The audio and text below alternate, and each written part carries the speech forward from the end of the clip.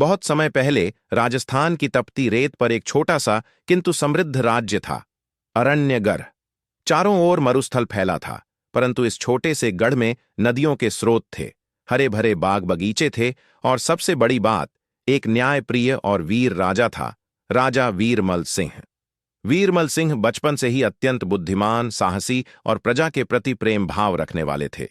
जब वह मात्र 16 वर्ष के थे, तब उनके पिता राजा भीमसेन सिंह का देहांत हो गया और राज्य का भार उनके कंधों पर आ गया।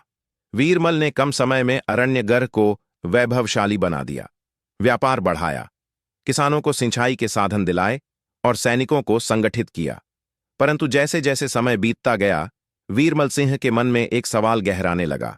धन, वैभव, विजय, सब कुछ होते हुए भी वीरमल को लगता था कि कुछ कमी है। मन के किसी कोने में एक अधूरापन था। राज्य तो समृद्ध था, परंतु आत्मा में शांति नहीं थी।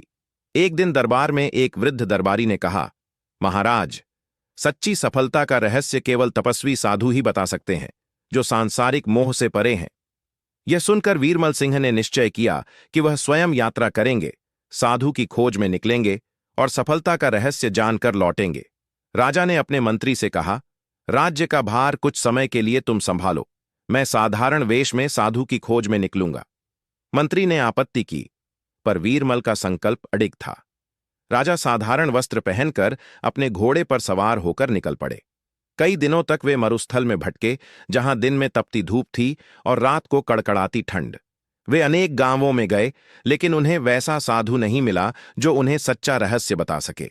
आखिर एक दिन एक छोटे से गांव धवलपुर में एक वृद्ध किसान ने बताया, महाराज, यहां से 3 दिन की दूरी पर किरणगिरी पर्वत है।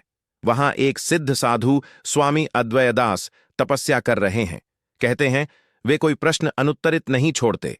राजा वीरमल सिंह का मन प्रफुल्लित हो उठा। वे तुरंत यात्रा पर निकल पड़े। 3 दिन की कठिन यात्रा के बाद वीरमल सिंह किरणगिरी पर्वत के नीचे पहुंचे।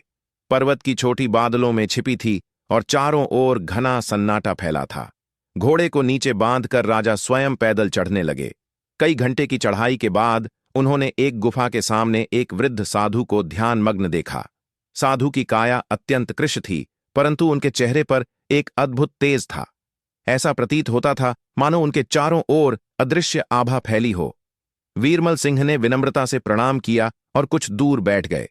कई घंटों बाद साधु ने आंखें खोलीं और मुस्कुराकर बोले, राजन, तुम्हारा स्वागत है। मैं जानता था कि तुम आओगे।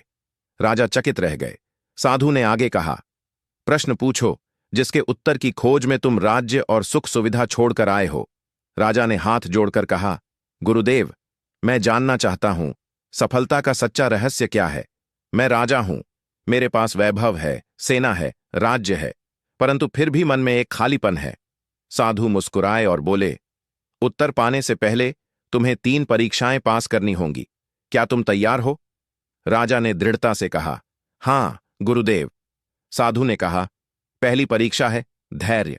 नीचे घाटी में एक तालाब है, वहां जाकर उस तालाब के किनारे बैठो और तब तक प्रतीक्षा करो जब तक कमल का फूल स्वयं तुम्हारे हाथ में ना आ जाए।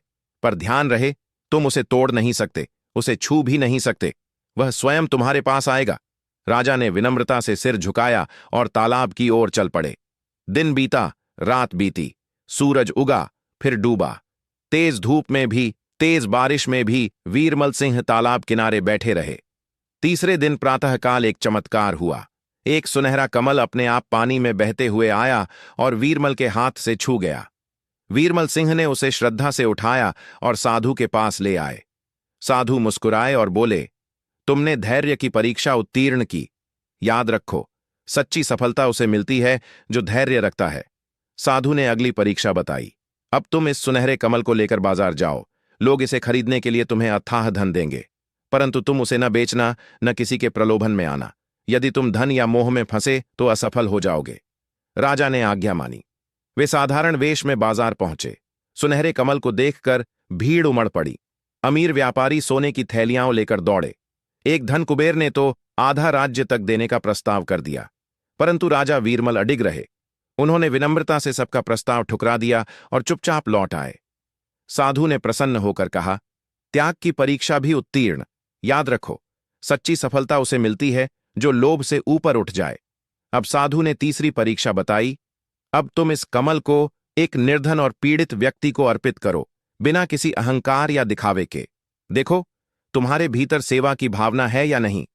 वीरमल सिंह ने गांव के बाहर जाकर एक अंधे वृद्ध भिक्षुक को देखा, जो भयंकर गर्मी में भूखा बैठा था। राजा ने श्रद्धापूर्वक कमल उस वृद्ध को अर्पित किया और उसके पैरों में प्रणाम किया। वृद्ध भिक्षुक की आंखों से आंसू बह निकले और उसने राजा को आशीर्वाद दिया। बेटा, तू सदा सफल रहेगा। राजा बिना कुछ कहे लौट आए।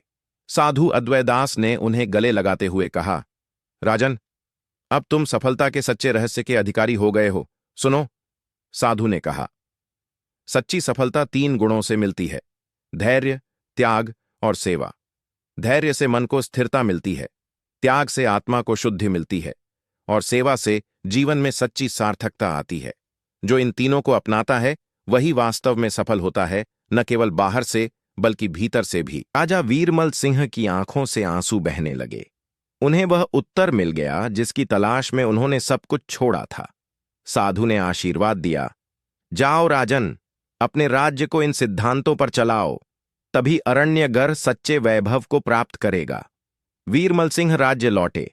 अब उनका शासन केवल शक्ति और धन पर आधारित नहीं था, बल्कि धैर्य, त्याग और सेवा के मूल्यों पर आधारित था। उन्होंने गरीबों के लिए अन्न भंडार खोले, किसानों के लिए जल संचय योजनाएं शुरू कीं, सैनिकों के लिए शिक्षा और कल्याण कार्यक्रम चलाए। प्रजा को लगा कि अरण्यगर्ह अब केवल एक राज्य नहीं, बल्कि एक परिवार बन गया है। अरण्यगर्ह का नाम दूर दूर तक गूंजने लगा। दूसरे राजा वीरमल सिंह की प्रशंसा करते थे और साधु अद्वैदास के उपदेशों की महिमा गाई जाती थी। और इस प्रकार वीरमल सिंह ने न केवल इतिहास के पन्नों में बल्कि अपने लोगों के हृदयों में अमर सफलता पाई।